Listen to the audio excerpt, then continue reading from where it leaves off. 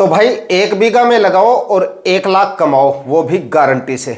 दोस्तों, अगर आप सब्जियों की खेती से अच्छा उत्पादन और अच्छा मुनाफा लेना चाहते हैं तो यहां पर आपको कुछ ऐसी सब्जियों का भी चुनाव करना चाहिए जिनको लगाने का खर्चा काफी कम हो। यानी कि जिन सब्जियों को लगाने में आपका खर्चा जितना कम होगा, जितना आप कम खर्चे वाली सब्जियों का चुनाव करेंगे, मुनाफा ऑटोमेटिकली आपका एक्स्ट्रा हो जाएगा, क्योंकि बचत ही मुनाफा है। तो ऐसी सब्जियों का चुनाव भी हमें साथ में करना चाहिए जिनको कम खर्चे में उगाई जा सके और उत्पादन और मुनाफा ज़्यादा से ज़्यादा लिया जा सके। मंडी भाव भी ध्यान में रखने चाहिए, साथ में उत्पादन पर भी ध्यान रखना चाहिए। लेकिन दोस्तों, ज़्यादातर सब्जियां जो होती है हमारी, और उनकी अगर हम आधुनिक और नए तरीके से सब्जियों की खेती करते हैं तो उनको लगाने का जो खर्चा होता है वो काफ़ी ज़्यादा होता है, काफ़ी कॉस्टली होता है सब्जियों की खेती करना। आपको पता है बीज काफ़ी महंगे आते हैं, खाद उर्वरक काफ़ी महंगे आते हैं, उसके बाद में प्लास्टिक मल्च का खर्चा हो जाता है, बेड बनाने का खर्चा हो जाता है, बेसल डोज डालने का खर्चा, उसके बाद में स्प्रे और फर्टिगेशन, अनगिनत ये खर्चे भी काफ़ी ज़्यादा हो जाते हैं। लेकिन इसीलिए आपको साथ में ऐसी फसलें भी लगानी चाहिए जिनको लगाने में काफ़ी खर्चा कम आए आपका, यानी कि लगाते समय ही आपका खर्चा जो है वो काफ़ी कम हो जाएगा। उसके बाद में उन फसलों में स्प्रे और फर्टिगेशन भी काफ़ी कम करने होते हैं। तो ऐसी सब्जियों का अगर आप चुनाव करेंगे तो वास्तव में आपका प्रॉफिट काफ़ी अच्छा निकल के आ सकता है। इस वीडियो में ऐसी ही 2 सब्जियों की फसलों के बारे में बताऊंगा जिनकी खेती अगर आप सितंबर माह में करते हैं तो आने वाले दिनों में यकीनन ये दोनों फसलें आपको कम खर्चे में, काफी कम खर्चे में काफी अच्छा प्रॉफिट देके जा सकती हैं। तो दोस्तों, आज के इस वीडियो में ऐसी ही कुछ सब्जियों की फसलों के बारे में बात करेंगे। कौन कौन सी सब्जियों का चुनाव कर सकते हैं आप, कौन से समय में आप इन सब्जियों की बुआई कर सकते हैं, लगाने का तरीका भी मैं आपको बताऊंगा। तो वीडियो पसंद आए तो वीडियो को लाइक जरूर कर दीजिएगा और चैनल को सब्सक्राइब अगर आपने अभी तक नहीं किया है तो चैनल को सब्सक्राइब करके बेल आइकन भी प्रेस कर दीजिएगा ताकि समय समय पे आपको खेतीबाड़ी से रिलेटेड वीडियोज मिलते रहे। नमस्कार दोस्तों, मेरा नाम है सुरेश और आप देख रहे हैं खेत किसान झुंझुनू। तो दोस्तों, इस समय पर अगर आप कम खर्चे में ज्यादा मुनाफे वाली सब्जियां लगाना चाहते हैं तो नंबर 1 पर तो आप यहां पर शकरकंद की खेती कर सकते हैं। बिल्कुल सही समय है सितंबर माह, इसके लिए सितंबर माह में कभी भी आप इसकी खेती कर सकते हैं। वैसे इसकी खेती जून और जुलाई माह में भी की जाती है, लेकिन बरसात के सीजन में इसकी खेती कर पाना काफी ज्यादा मुश्किल होता है। उत्पादन उतना अच्छा नहीं लिया जा सकता जितना अच्छा मतलब आप इस समय लगाकर ले सकते हैं, क्योंकि बरसात के दिनों में रोग वगैरह काफी ज्यादा आ जाते हैं, जल भराव वगैरह भी होने लगता है। इस वजह से उतना अच्छा उत्पादन उस समय पे नहीं लिया जा सकता और रख रखाव भी काफी ज्यादा करना पड़ सकता है। लेकिन अगर आप सितंबर माह में इसकी खेती करते हैं तो इसमें ना तो आपको कोई ज्यादा एक्स्ट्रा खर्चा होने वाला इसके लिए आपका, ना ही इसमें आपको ज्यादा कोई बीमारियां वगैरह देखने को मिलेंगी, और उत्पादन जो है उत्पादन इसका काफी शानदार आपको मिलेगा। 150-200 क्विंटल तक इसका उत्पादन चला जाता है, मतलब काफी अच्छा उत्पादन निकलता है। और मंडी भावों की बात करें तो मिनिमम 20 रुपए मंडी भाव आप मान के चलिए। अगर इतना उत्पादन निकल आता है और इतने मंडी भाव अगर आपको मिल जाते हैं और लगाने का खर्चा बिल्कुल नहीं होता आपका, बिल्कुल कम खर्चे में आप इसकी खेती कर सकते हैं। तो ऐसी फसल अगर आप लगाते हैं तो यकीनन आपको ये अच्छा प्रॉफिट देके जा सकती है। दोस्तों, इसकी खेती करने का सही जो समय है वो है सितंबर महीने का आखिरी सप्ताह, यानी कि लगभग 20 सितंबर के बाद में आप इसका प्लांटेशन कर सकते हैं। इससे पहले आप अपनी जमीन वगैरह की तैयारियां कर लीजिए, लगाने का तरीका भी मैं आपको बता दूंगा। लेकिन सही समय की बात करें तो सितंबर के आखिरी सप्ताह तक आप इसका प्लांटेशन कर सकते हैं। प्लांटेशन के लिए जरूरत पड़ेगी आपको नर्सरी की, और इसकी जो नर्सरी है वो आपको अपने एरिया में किसी किसान भाई के पास में आसानी से उपलब्ध हो जाएगी। अगर किसी किसान भाई के पास नहीं मिलती है तो किसी रजिस्टर्ड और ट्रस्टेड नर्सरी से भी आप इसको परचेज कर सकते हैं। काफ़ी एरिया में सेल करने वाले किसान भी इसको हैं, और काफ़ी एरिया में कुछ नर्सरियां भी हैं जो शकरकंद की नर्सरी को है आसानी से उपलब्ध करवा देती है। इसकी जो नर्सरी है वो प्लांटेशन से लगभग 1.5-2 महीने पहले तैयार की जाती है। लगभग 2 महीने मान के चलिए आप, 2 महीने पुरानी नर्सरी होनी चाहिए, वो आपको उपलब्ध हो जाएगी। उसके बाद में इसको लगाने की तरीकों की बात करें तो आप इसकी खेती जो है सिंपल और साधारण विधि से, यानी कि पड़ी जमीन में भी आप इसकी खेती कर सकते हैं, और बेड बनाकर भी आप इसकी खेती कर सकते हैं। इसका प्लांटेशन करने से पहले दोस्तों 8 से 10 दिन पहले एक गहरी जुताई आपको जरूर करवा लेनी है। कंद वाली फसलों में गहरी जुताई अगर आप करवा लेते हैं तो आपका जो उत्पादन होता है वो काफी शानदार होता है, इसलिए गहरी जुताई आप अवश्य करवा ले। एक गहरी जुताई करवा लीजिए और उसके बाद में अगर आपके पास है तो सड़ी हुई गोबर की खाद आप डाल दीजिए। अदरवाइज अगर आप उस प्लॉट में पहली बार शकरकंद लगा रहे हैं तो गोबर की खाद अगर आप नहीं डालेंगे तब भी आपको उत्पादन अच्छा खासा मिल जाएगा। लेकिन अगर आपके पास गोबर की खाद है तो अगर आप डाल देंगे तो उसका तो कोई मुकाबला है नहीं। बाकी अगर आपके पास नहीं है, खर्चा अगर आप और भी कम करना चाहते हैं तो आप बिना खाद के भी इसकी खेती कर सकते हैं। लेकिन रासायनिक खाद उर्वरक वो आपको जरूर डाल देने हैं थोड़े से, अगर आप गोबर की खाद नहीं डाल रहे हैं तो इसके लिए आपको क्या करना है, गोबर की खाद है तो आप 2 से 3 ट्राली डाल सकते हैं। उसके बाद में आप 2 से 3 कल्टीवेशन करें। 2 कल्टीवेशन कर दीजिए आप, एक कल्टीवेशन हेरो से कर लीजिए, एक कल्टीवेशन कल्टीवेटर से कर लीजिए। दोस्तों रासायनिक खाद उर्वरकों में 40 से 50 केजी आप डीएपी ले लीजिए और 30 से 40 केजी म्यूरेट ऑफ पोटाश ले लीजिए। इनको मिक्स करके आखिरी कल्टीवेशन जब आप करेंगे उससे पहले आप डाल दें और उसके बाद में आप आखिरी कल्टीवेशन कर लें। आखिरी कल्टीवेशन करने के बाद में मिट्टी आपकी एकदम भुरभुरी हो जानी चाहिए और जमीन आपकी एकदम समतल हो जानी चाहिए। मतलब अगर आप हमारा विधि से अगर इसकी खेती कर रहे हैं तो सिंचाई के समय जल भराव वगैरह की समस्या नहीं होनी चाहिए। तो इस तरह से आपको जमीन की तैयारियां करके और बताए गए खाद आप डाल के उसके बाद में आप इसकी खेती बेड बना के करेंगे तो वो ज्यादा सही रहेगा। बेड बनाकर अगर आप इसकी खेती करेंगे तो उत्पादन जो है आपका वो काफी शानदार मिल जाएगा। तो अगर आप सिंपल और साधारण विधि से इसकी खेती कर रहे हैं तो आप 1-1 फीट की दूरी पे आप इसका प्लांटेशन कर सकते हैं। जो नर्सरी आप लाएंगे, नर्सरी जो होती है इसकी जो बेल होती है उसी की कटिंग ली जाती है, उसी को इसकी नर्सरी बोलते हैं। कटिंग इसकी 6 से 7-8 इंच का टुकड़ा होता है, यानी कि 6-6, 7-7 इंच के टुकड़े होते हैं बेल के। उनको टुकड़ों को जो है जमीन के अंदर गाड़ दिया जाता है, प्लांटेशन मतलब उसका कर दिया जाता है। इसके लिए आप जो है प्लांट से प्लांट की दूरी यानी कि नर्सरी से नर्सरी की जो दूरी है वो आप 1-1 फीट की रखें और लाइन से लाइन की जो दूरी है वो आप 1.5 से 2 फीट तक की रख सकते हैं। अगर आप पड़ी जमीन में सिंपल विधि से खेती कर रहे हैं तो 1.5 से 2 फुट की दूरी आप रखें। इस तरह से आप इसका प्लांटेशन कर सकते हैं। लेकिन अगर आप बेड बना के इसकी खेती कर रहे हैं तो 2.5 से लेकर 3-3 फीट की दूरी पे आपको बेड बनाने हैं, क्योंकि अगर आप बेड राइजर और बेड मेकर की सहायता से बेड बना रहे हैं तो मिनिमम 3-3 फीट की दूरी पे तो आप बेड बनाने ही पड़ेंगे।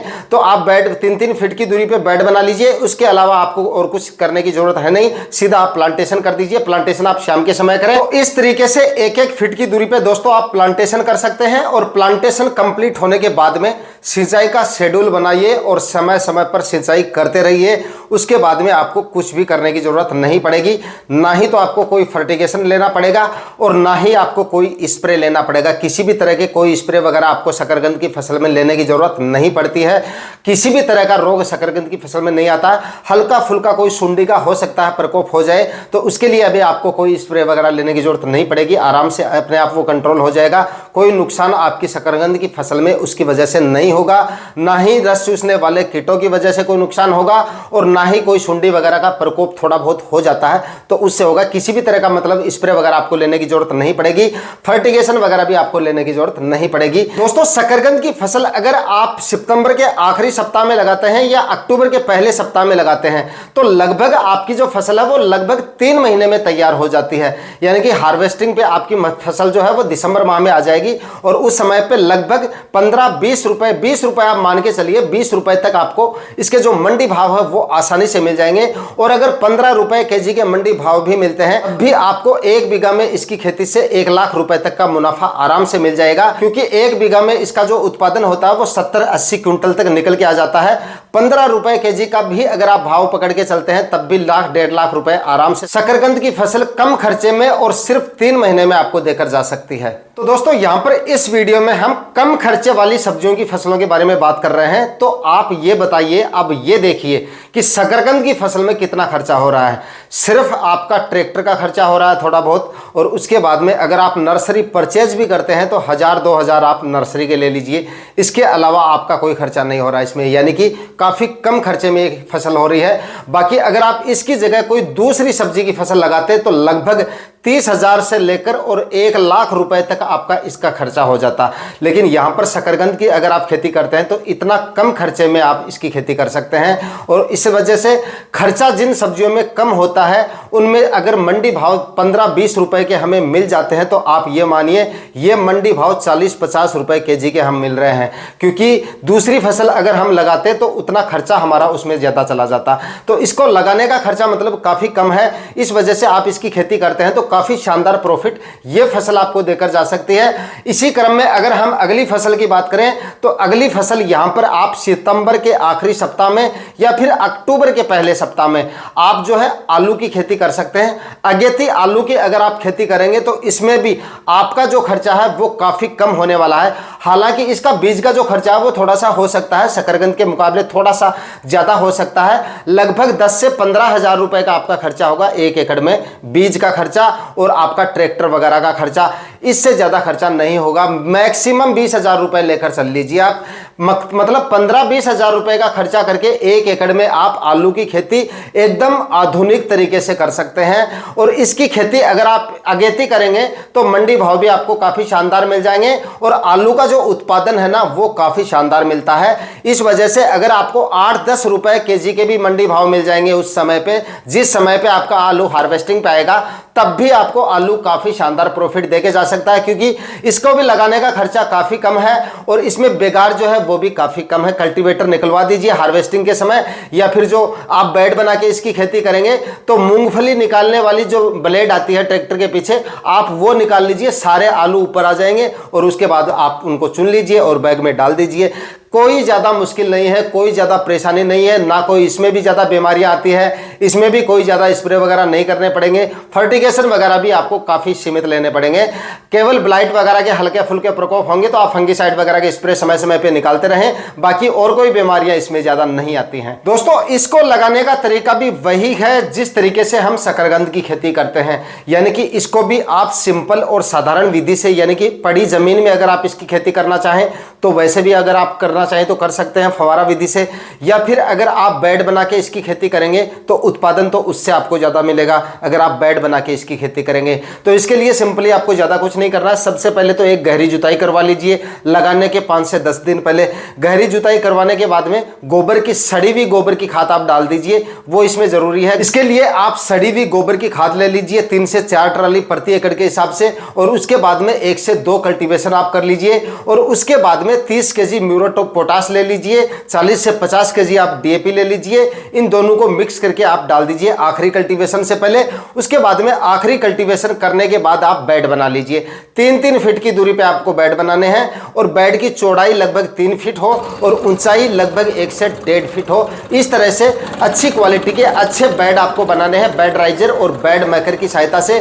और उसके बाद में आलू के बीजों को आप लगा दीजिए। आलू के बीज आपको बाजार में आसानी से उपलब्ध हो जाएंगे, या मंडियों से आप आलू की बोरी भी ले सकते हैं। ऐसी आलू की बोरी आपको खरीदनी है जिनमें आलू की साइज जो है वो 30 ग्राम से ऊपर ना हो, 30-40 ग्राम के आपके आलू होना चाहिए। और अगर कुछ आलू बड़े आ जाते हैं उनका क्या करना है वो हम आगे बात करेंगे। या फिर आजकल आलू का बीज जो है वो रिसर्च द्वारा भी तैयार किया जाता है। रिसर्च वाला जो बीज आता है वो भी आपको अपने एरिया में अगर मिल जाता है, आप अपने एरिया में बीज भंडार वाले से संपर्क कर सकते हैं, उससे जानकारी ले सकते हैं, वो उपलब्ध करवा सकता है आपको। या फिर मंडी में किसी व्यापारी से भी आप संपर्क कर सकते हैं आसानी से, मतलब आलू का जो बीज है वो आपको मिल जाएगा। या फिर आलू की बोरी, मैंने आपको बताया कि मंडी से आप आलू की अच्छी क्वालिटी का जो आलू होता है उसकी बोरी परचेज कर लीजिए और उसको कोल्ड स्टोर में या ठंडी जगह पे रख दीजिए तो 5-6 दिन के लिए। उसके बाद में आप उसकी बुआई कर सकते हैं। साइज जो है इसकी वो 30 से 40 ग्राम से ऊपर नहीं होनी चाहिए। और अगर बोरी के अंदर कुछ आलू बड़े साइज के आ भी जाते हैं तो आप उसकी कटिंग कर सकते हैं। हालांकि गर्मियों में लगाते समय अगर टेम्परेचर वगैरह ज़्यादा है तो इसकी कटिंग करने से थोड़ा बहुत फंगस वगैरह का अटैक हो सकता है, लेकिन फिर भी अगर साइज बड़ी है तो आपको कटिंग तो करनी पड़ेगी। तो इस तरह से कटिंग आप देख लीजिए, इस तरह से कटिंग करके आप इसकी बुआई कर सकते हैं। जैसे दोस्तों ये एक आलू है मेरे पास, लेकिन इसकी जो साइज़ है आप देख रहे हैं ये काफ़ी बड़ी साइज़ है, लगभग 70-80 ग्राम का ये आलू है। तो इसके आँखें तो वैसे काफ़ी सारी निकल चुकी हैं और जितनी भी ये आँखें निकली हैं उनसे आप कटिंग करके इनको अलग कर सकते हैं, लेकिन साइज़ इसकी इतनी बड़ी नहीं है तो इसकी हम सिर्फ 2 कटिंग करेंगे। इस तरह से आप इसकी कटिंग कर सकते हैं। ये देखिए कम से कम 30 ग्राम का आपका जो है आलू का बीज होना चाहिए। तो ये इस तरह से हम इसकी कटिंग निकाल लेते हैं। इस तरह से निकाल ली और यहाँ से देख रहे हैं इसकी एक कटिंग शायद और निकल आएगी, तो यहाँ पर मैं एक कटिंग और निकाल लेता हूँ। तो यहाँ पर देखिए इस कटिंग के भी काफ़ी सारी आँखें हैं, एक आँख यहाँ पे है, एक आँख यहाँ पे है, एक यहाँ पर। तो ये एक कटिंग यहाँ से हो गई और ये तीसरी कटिंग हो गई। इसको हम ऐसा का ऐसा ही रखेंगे क्योंकि इसकी कटिंग करेंगे तो इसकी साइज़ जो है वो काफ़ी छोटी हो जाएगी। ये देखिए इसी तरह से आप इसको ले सकते हैं। इसकी भी जो साइज़ है वो 60-70 ग्राम के आसपास है। तो यहाँ पर 3 आँखें निकली हुई हैं, 3, और यहाँ पर एक आँख है लेकिन यहाँ पे अंकुरन नहीं हुआ है, लेकिन 3-4 आँखें हैं इसमें। तो इसकी भी हम जो है 2 से 3 कटिंग आराम से कर सकते हैं। ये देखिए तो इस तरह से आप कटिंग कर सकते हैं। देखिए इस तरह से करें। कटिंग करते समय ध्यान रखें आपका चाकू जो है इस आँख पे यहाँ पे नहीं चलना चाहिए। इस तरह से आप एक कटिंग करके इसको बीज निकाल सकते हैं। और अब यहाँ पर 2 आँखें बची हैं, तो यहाँ से बीज से हम इसको कटिंग करेंगे और ये देखिए इस तरह से हम निकाल लेंगे इसको। इस तरह से आप कटिंग करके आलू के बीजों की बुआई कर सकते हैं। दोस्तों आलू की खेती आप सितंबर के आखिरी सप्ताह में कर सकते हैं और उसके बाद में पूरे अक्टूबर और पूरे नवंबर माह में कभी भी कर सकते हैं। लेकिन इसकी बुआई करते समय थोड़ा सा आप जरूर देख लें कि टेम्परेचर ज़्यादा नहीं होने चाहिए। अगर ज़्यादा टेम्परेचर होंगे तो आपकी फसल ठीक से सर्वाइव नहीं कर पाएगी। तो आप जो है 30 डिग्री के आसपास जब टेम्परेचर आ जाए उस समय पर इसकी बुआई करें और लगभग 3 महीने में आपकी फसल तैयार हो जाती है। दिसंबर माह तक आपका आलू तैयार हो जाएगा और उस समय अगेती आलू के जो भाव होते हैं वो काफ़ी शानदार होते हैं। 10 से लेकर 15 रुपए तक आपको इसके मंडी भाव मिल सकते हैं। तो आलू की खेती करके और शकरकंद की खेती करके आप काफ़ी शानदार प्रॉफिट ले सकते हैं और इन दोनों सब्जियों को आप काफ़ी कम खर्चे में लगा सकते हैं। उम्मीद करता हूं आज का वीडियो आपको काफ़ी पसंद आया होगा। अगर पसंद आया है तो लाइक ज़रूर कर दीजिए। चैनल पर नए हैं या सब्सक्राइब नहीं किया है तो चैनल को सब्सक्राइब कर दें। मिलते हैं किसी और वीडियो में नए टॉपिक के साथ। तब तक के लिए जय हिंद, वंदे मातरम।